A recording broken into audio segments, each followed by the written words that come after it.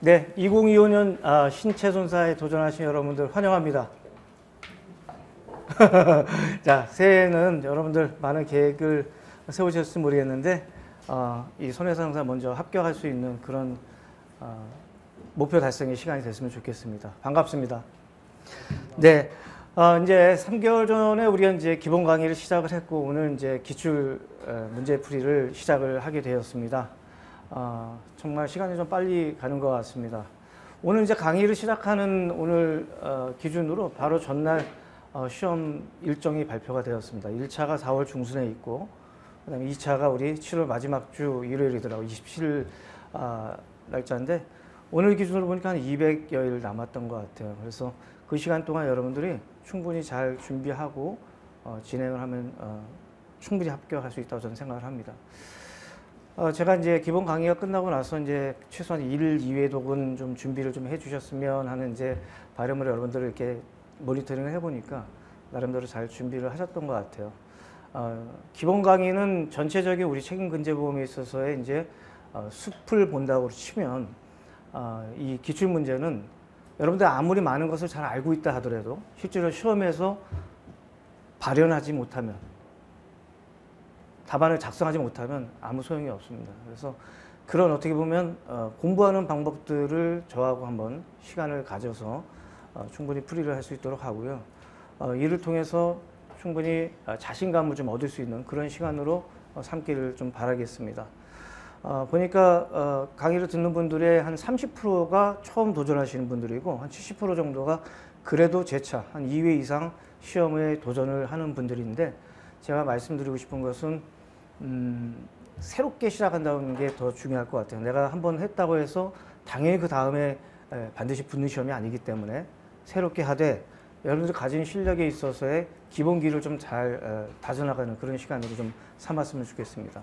우리 시험 자체는 정말 어려운 문제를 내서 여러분들이 잘 맞추냐 그걸 따지는 것이 아니라 최소한 여러분들이 자격사로서 현장에서 소비자를 설득할 수 있을 정도의 수준이 될 수 있는 그런 통과 의뢰라고 생각하시면 돼요. 그렇기 때문에 정말 기초적인 거, 기본적인 것들을 실수 없이 어느 정도 답안만 작성을 잘 하시면 충분히 합격에 이를 수 있다고 생각합니다.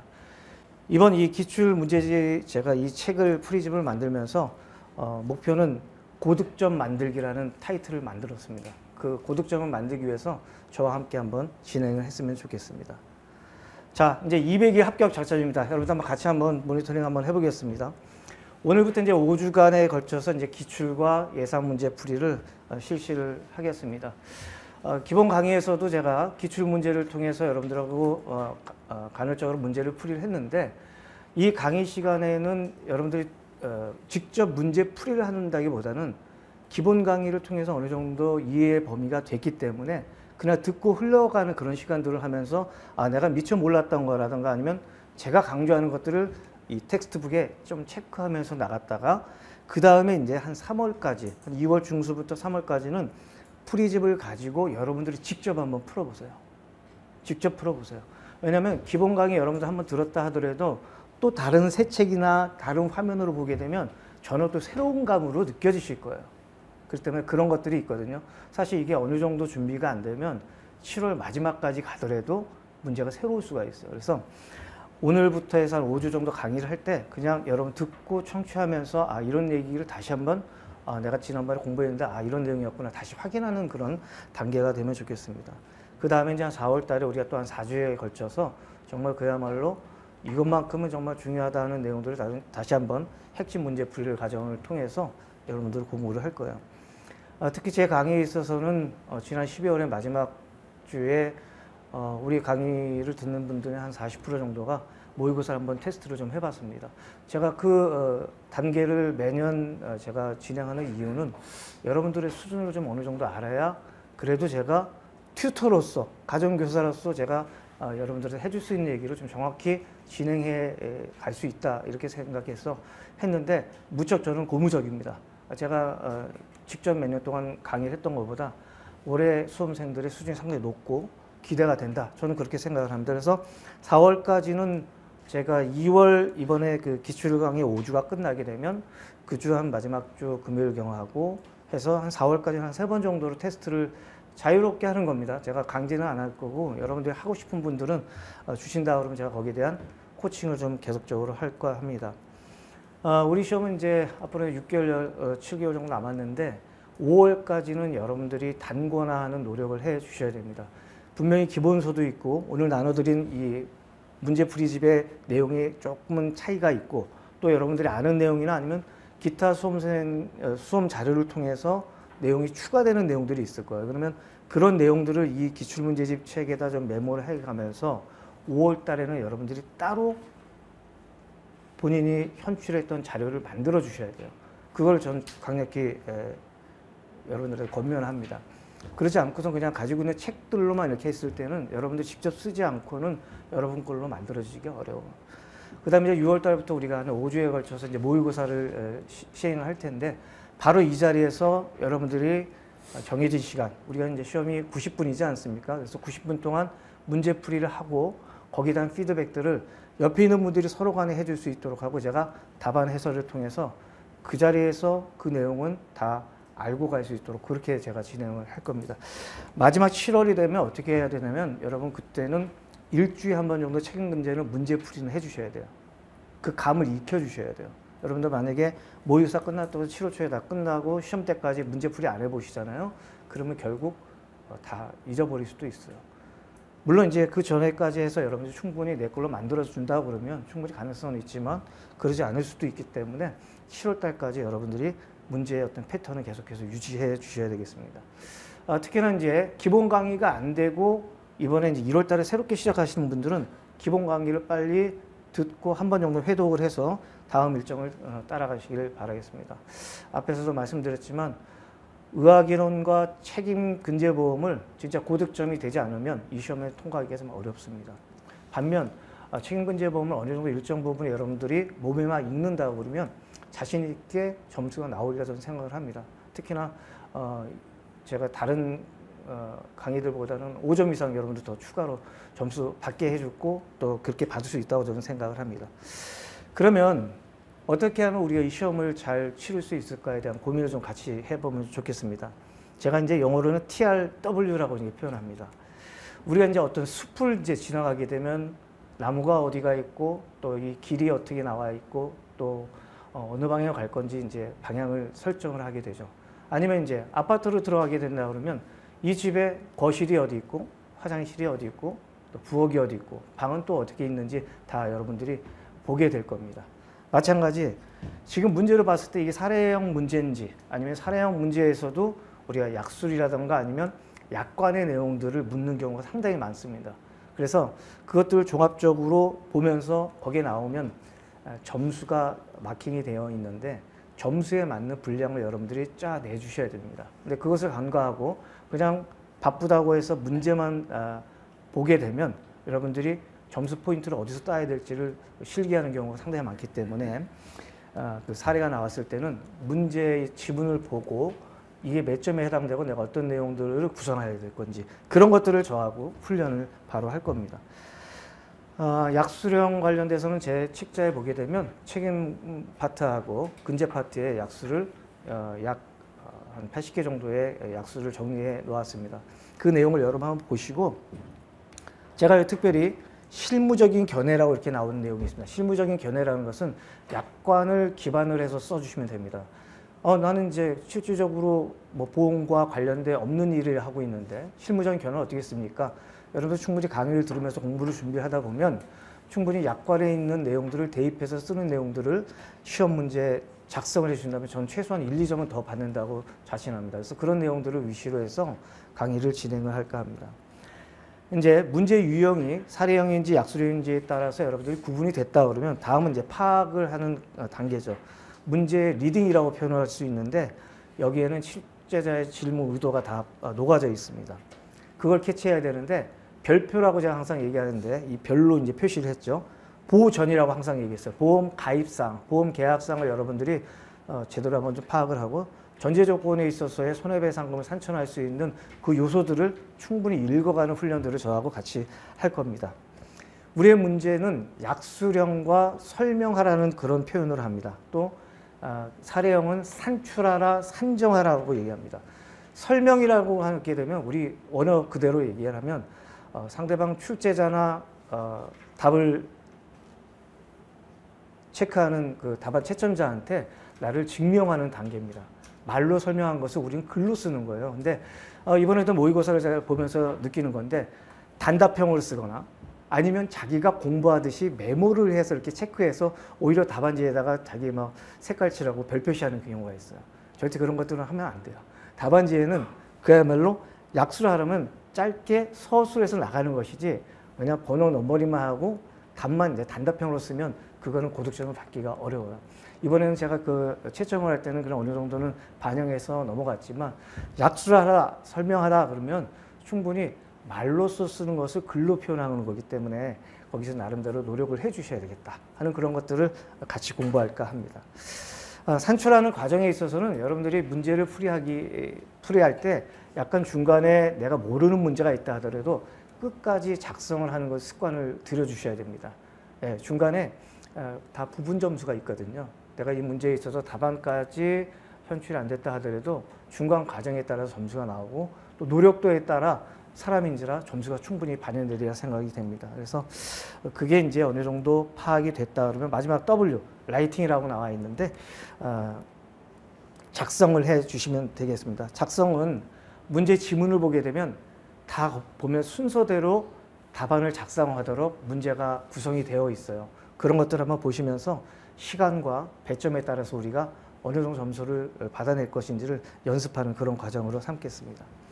그러면 이 타입 유형을 한번 보겠습니다. 24년 기출문제를 보면서 여러분들한테 설명을 해주면 조금 이해가 좀 빠를 것 같습니다. 이게 이제 약술에 대한 문제였는데, 자, 우리가 영업배상책임보험, 제가 크게 말씀드렸잖아요. 영일이는 생전에 손해사정사였다 해가지고 영일생전사라고 제가 한번 말씀드렸어요. 기억나시죠? 가장 우리가 매년 시험 문제에 나오는 게 이 영업배상책임보험입니다. 영업배상책임보험의 기본 틀은 피보험자가 보험증권에 기재한 보험 지역에서, 그죠? 보험사고 발생할 때 제3자의 손해에 대해서 법률상 배상 책임을 질 때 그것을 대신하는 겁니다. 그런 것처럼 소유, 사용, 관리하는 오퍼레이션과 업무 수행 중에 또 그 프리미시스, 시설에 관련된 이제 사고가 발생됐을 때 이제 보상을 하는 거죠. 여기 문제를 보시게 되면 영업배상책임보험에서 노란색으로 해서 마킹을 했죠. 보험회사가 피보험자의 청구서를 받았을 때 약관에서 규정하는, 여기에 지금 그러니까 허들 걸려있는 게 상당히 많은 거예요.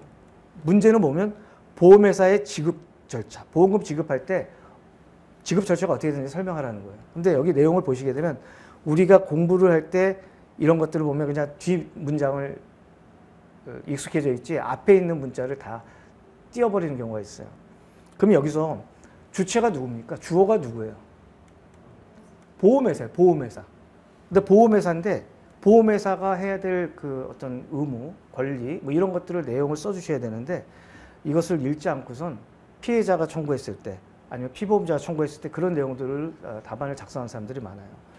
이게 다 우리 표준 약관에 나와 있는 내용들을 위시로 작성을 해달라고 제가 기본 강의에서도 강조를 많이 했던 겁니다. 그래서 약관에서 규정되어 있는 것은 여러분 잘 아실 겁니다. 아마 보험 청구를 해보시게 되면 요즘은 그 약관상에는 이전에 이게 한 30년 전에 만들었으니까 접수증이라고 얘기하잖아. 요즘 보험 접수하기는 뭘로 옵니까? 문자 내지 카톡으로 오잖아요. 그런 내용들이에요. 그런 절차에 따라서 보험금이 지급이 돼야 되는 거고, 배상책임보험 같은 경우는 영업일로 접수일로부터 해서 보험금이 확정이 되면 7일 이내에 보험금을 지급을 해야 돼요. 3보험은 어떻게 되어 있어요? 3영업일. 그것도 정확히 3영업일입니다. 토요일 빼고 공휴일 빼고 그렇게 이제 정해져 있는 거죠. 그런 절차가 있고, 배상책임에서 또 중요한 게 가지급금 절차가 있죠. 3보험도 있고 그런 내용에 대한 부분을 설명하라고 그래서 7점이 나온 거예요. 그럼 제가 한 3가지 정도 얘기했는데 그 3가지를 알고 있는지를 구분해서 쓰면 구분 점수가 있다는 거예요. 그러니까 이 7점에 대한 부분이 나왔다 그러면 최소한 몇 가지 정도 써줘야 되는 건지를 여러분들이 좀 캐치를 해 주셔야 될 거예요. 두 번째 문제도 마찬가지입니다. 직접 청구권은 당연히 피해자가 하는 건데 여기에 보게 되면 약관에서 규정하고 있는 보험회사와 피보험자의 권리와 의무입니다. 성질 급한 분들은 이거 다 피해자가 뭐 어떻게 하는 부분들 다 써서 답안 작성 못했다는 분들이 많았어요. 문제를 끝까지 보게 되면 피보험자의 권리와 의무에 대해서 설명을 하라는 겁니다. 그러니까 이 부분이 설명이 안 되면 점수를 득하기가 어려운 거예요. 그러면 약관에서 규정하고 있는 권리와 의무에 대해서 써라. 8점이 나왔다 그러면 권리에 관한 사항, 의무에 관한 사항 이런 내용들을 구분해서 써 주실 줄 알아야 된다는 겁니다. 그런 것들을 훈련을 계속적으로 할 겁니다. 그래서 문제를 읽을 때 제가 그래서 계속 말씀드린 게 이렇게 슬라이스를 해서 약관에서 규정, 색깔하는 것처럼 이렇게 구분을 해서 좀 공부를 하는 습관을 여러분 들이라는 것을 제가 강조를 다시 드립니다. 사례 문제도 한번 좀 보겠습니다. 사례 문제, 기출 문제 한번 볼까요? 간병인 보험은 우리가 전문 배상 책임 보험이잖아요. 전문인 배상 책임이라고 표현하는데 여기서는 보게 되면 전문 직업인 배상 책임 보험 이렇게 해서 상품 이름이 명시가 되어 있어요. 이 문제도 마찬가지 간병인과 요양병원과 환자 등장인물이 3개가 나오는 거죠. 간병인과 요양병원과 환자. 그러면 여러분들이 어느 정도 공부가 됐다 그러면 간병인은 전문인 배상이고 요양병원은 시설배책이라는 걸 알 수가 있을 거예요. 그러니까 이 지문을 여러분 보시게 되면 전제조건이라고 하는 보험 가입사항이 그려지는 것이 여러분들이 어느 정도 예측이 돼야 된다는 거예요.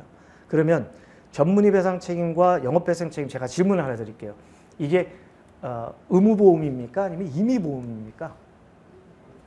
임의보험이라는 거죠. 임의보험, 선택보험이에요. 네, 그래서 그렇게 이제 구분해 주시면 될 것 같고요. 그 다음 하나 여기서 예를 들어서 일상배상책임보험이 나왔다 했을 때 이 전문 영역에 있어서의 전문 업무 수행 중에는 보상 처리가 안 된다는 정도로 여러분들 알고 있었다 그러면 이 문제는 좀 쉽게 풀어나갔지 않나 싶습니다. 기본 강의가 여러분들은 어느 정도 됐었기 때문에 이런 내용들은 조금 캐치가 될 것이라 저는 생각을 하고요. 이 문제 같은 경우는 이제 한번 보겠습니다. 잠깐 보게 되면 화장실로 이동하다가 환자 C의 손을 이제 간병인의 과실이 발생했다는 내용이죠. 그래서 사지마비 하면 여러분도 생각해야 될 게 뭐 개호비 정도가 이제 개호인이 나올 수 있다는 그런 예측 정도는 할 수가 있죠. 그렇게 해서 이제 문제가 피해자에 대한 보상 책임 또 지급보험금 산정에 대해서 각각 10점과 5점이 나왔어요. 제가 여기서 색깔로 표시했던 이 보험회사별 피해자에 대한 지금 이제 어차피 피해자는 환자 C에 이제 정해져 있기 때문에 이 보험회사별 해서 갑, 을, 병에 대한 보험회사 책임을 여기에 설명을 하라는 겁니다.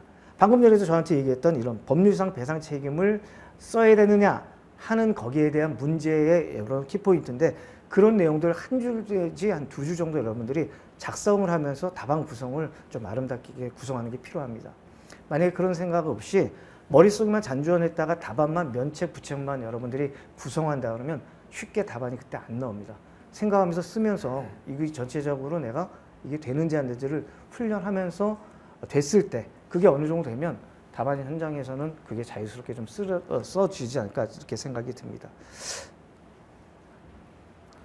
지금 제가 이제 예시적인 문제를 한번 좀 봤고요. 이제 기본적으로 우리가 이제 공부는 앞으로 법률상 배상 책임, 약관상 배상 책임을 공부를 할 거고, 그다음에 손해액 산출, 또 거기에 대한 지급보험금을 산정을 할 거예요.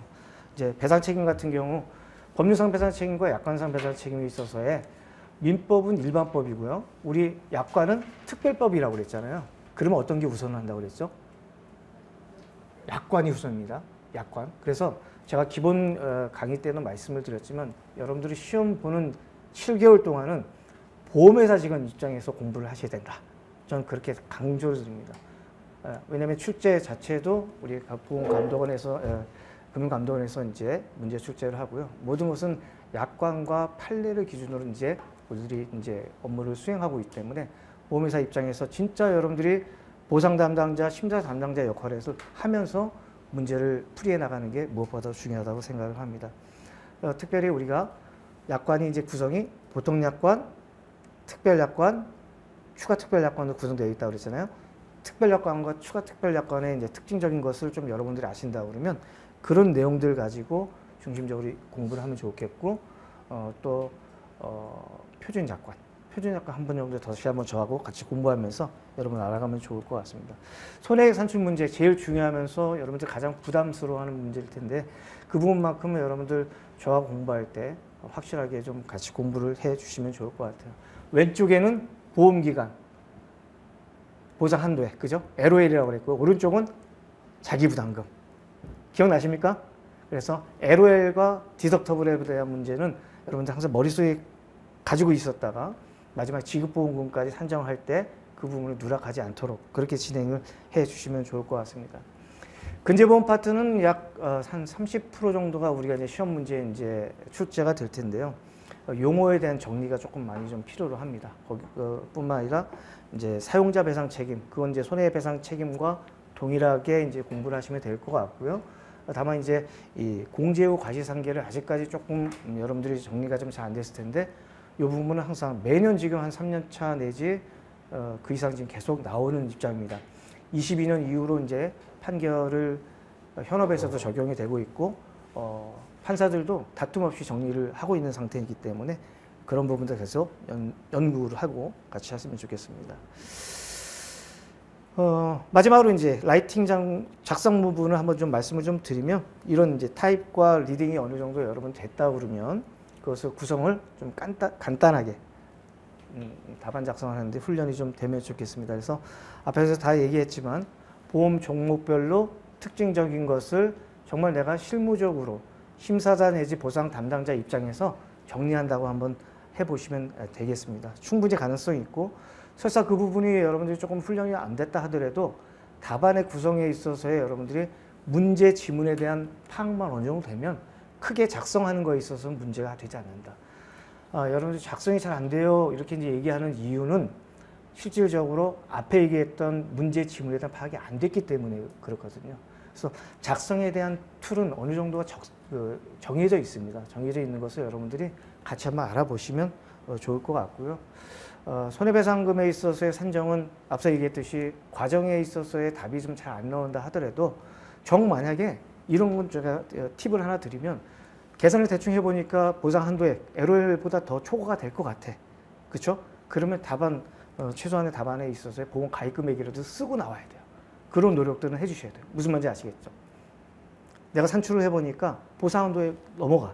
그러면 최소한의 그 답안 정도 쓰고 나올 정도로 그런 노력은 해주시라는 거예요. 시간이 안 되고 답안 구성이 어렵다 그러면 그렇게 해주시면 좋을 것 같습니다. 자, 이제 잠시 후부터 이제 기출문제를 같이 한번 풀어보실 텐데요. 저하고 한 10년 동안, 이제 2014년부터 진짜 딱 11년 동안 나왔던 문제들입니다. 그간에 문제 출제 경향들도 많이 바뀌긴 했는데요. 직전 1, 2년 문제는 조금 뒤에 가서 한 번 정도 읽는 걸로 하고 대부분의 문제도 저하고 다시 한번 다 다뤄볼 겁니다. 여러분들이 어느 정도 문제에 자신감이 생기게 되면 마지막 한 6월달, 7월달 되면 올해는 이게 나올 거다 이런 이제 예상이 돼요. 충분히 예상할 수 있거든요. 그런 것들을 한번 알아볼 수 있도록 하고 약수령 문제는 이제 읽고 보면서 반복하면 자동 암기가 됩니다. 지금은 여러분들이 정리가 좀 안 됐고 암기하는 좀 어려움이 있지만 6월달 돼가면 충분히 될 수가 있고요. 지금 여기 책에 나와 있는 한 80개 정도의 약술이 있지만 실질적으로 조합하고 또 예상되는 거 보면 한 30개 정도 출연할 수 있을 거예요. 대부분이 거기서 또 나올 수도 있다고 저는 믿고 이제 가르칠 거니까 걱정하지 마시고요. 우리 보험 형태에 있어서의 이제 의무보험과 구상권, 공제되는 거, 공제 후 과시상계 이런 것들. 이제 보상 지급에 있어서는 책임보험에 있어서 병급 문제, 또 부상과 후유장애, 후유장애 후 사망, 부상 후 사망이 있을 때에 이제 병급하는 거에 있어서의 기준이 각각 책임보험에 있어서 좀 차이가 있거든요. 그걸 구분해서 공부하는 방법들 해서 이제 여러분들이 풀이를 하시면 될 것 같고요. 앞서 얘기했듯이 문제풀이는 최종적으로 모의고사 전까지는 한 두 번에서 세 번 정도 여러분 걸로 한번 소화해낼 수 있도록 하시고 목표는 전 75점까지 여러분들에게 기대하면서 가르쳤으면 좋겠습니다. 자, 어떻습니까? 화면 보니까 자신감이 좀 생깁니까? 자, 25년도에는 나도 신체 손해상사다 이렇게 하는 구호를 한번 여러분들 외쳤으면 좋겠습니다. 합격을 하게 되면 며칠 안에 이 합격 증서가 여러분들한테 오시게 될 겁니다. 그래서 합격 증서를 갖게 되면 앞서 제가 말씀드렸지만 많은 것에 있어서의 자신감이 생길 겁니다. 그리고 제가 몇 년 동안 합격한 분들만 저를 찾아오고 연락이 옵니다. 최종적으로 저는 여러분들과 오랫동안 진짜 친분을 가지고 또 선배로서 후배로서 또 같은 일을 하는 동역자로서 같이 만났으면 좋겠습니다. 오른쪽에 있는 이 마지막 이 C-7306이 이게 제 수험생이었어요. 마지막에 붙었다는 거예요. 여기 보시게 되면 여러분 한 클래스에서 거의 뭐 20명, 30명 중에 1명 이렇게 되는 경우가 있어요. 물론 이건 뒤에 이제 뒤늦게 접수한 분들은 아무래도 할까 말까는 이제 고민했던 분들이기 때문에 그렇지만 이 정도로 또 여기 보게 되면 가까이 있는데 6번, 8번, 9번 우리 여기 지금 많은 분들이 오셨는데요. 나란히 다 시험장에 들어가서 다 이렇게 연이어서 합격에 승점구를 올려주셨으면 좋겠다는 그런 생각이 듭니다. 제가 이제 여러 가지 얘기를 좀 했는데 일단 실전을 경험을 해야 됩니다. 이제 7개월 동안 약 200일 정도 남았는데요. 지금부터 차근차근 준비해서 반드시 25년도에는 신체 손해배상사 합격증을 받아가셨으면 좋겠습니다. 감사합니다.